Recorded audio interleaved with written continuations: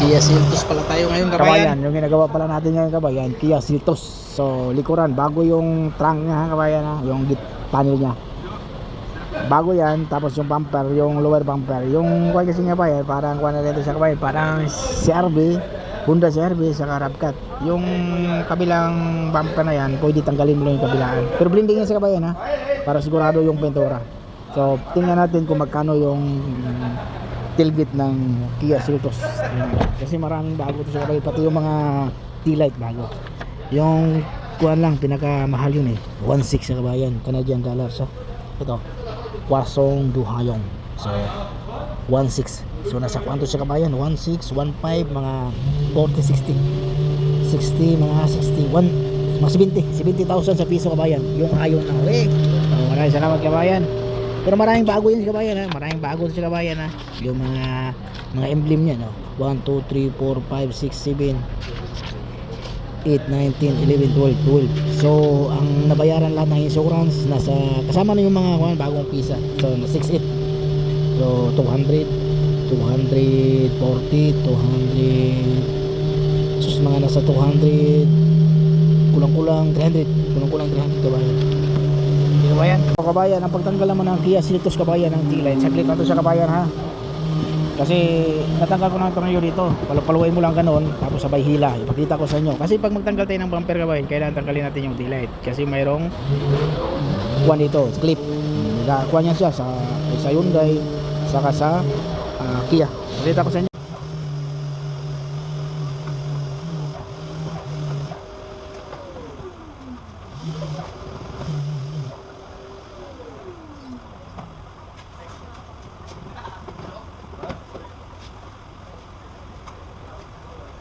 Ito kabayan Kia ha. So tatanggalin natin ito 8mm. So tanggalin yung 8mm. So, dalawa lang to. Tapos yung nakaklip lang yan sa kabayan. So ang gawin natin kabayan, ito ganoon lang mo lang, sikutin mo lang siya. Hindi na tayo gamit ng tape na kuan, tapos sikutin mo pa atras. So di ba? Tanggalin yan eh.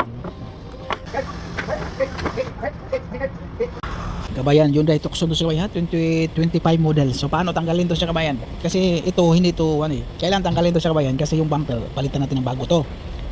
May bago yan, tapos ito kailangan hindi masira to kasi itong pinilitan natin yung kabila lang, ito okay lang yan. So kailangan hindi natin masira itong mga labi nito.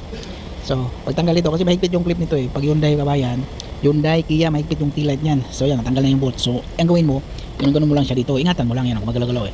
Tapos galaw-galawin mo, tapos lagyan mo kalang dito, ito kalang mo dito yan.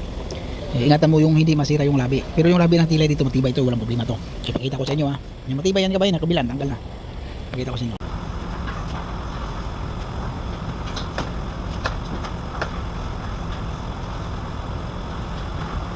T-light ng Subaru, so tanggal na yung bolt. So ganun yung kabayan oh. Ingatan mo lang para hindi masira. Naka-clip lang yan siya eh. Dito. Yan. Diba? Ayan. Tapos wiring na. Ganun na kasimple. Subaru. 4-step. Kabayan, Mitsubishi Outlander, paano tanggalin yung T-light? So saglit lang yan, pahila lang yan siya. Tanggalin mo yung bolt dito, tapos pahila siya. Ipakita ko sa inyo para makita nyo kabayan oh. Ito, ganun lang to, ganun lang. Dandahanin nyo, mas maganda may plastic. Tapos pahila na yan, di ba? So hila na yan siya, yan oh. So hindi katulad sa Honda na pag ganun yung Honda, pasikwat na pag ganun. Kasi bracket tumusok ganun. Pero ito, pahila siya, okay? So, okay. O, yun lang kabayan. Maraming salamat kabayan. Huwag kalimutan mag-subscribe. Ito naman siya kabayan, Honda Odyssey.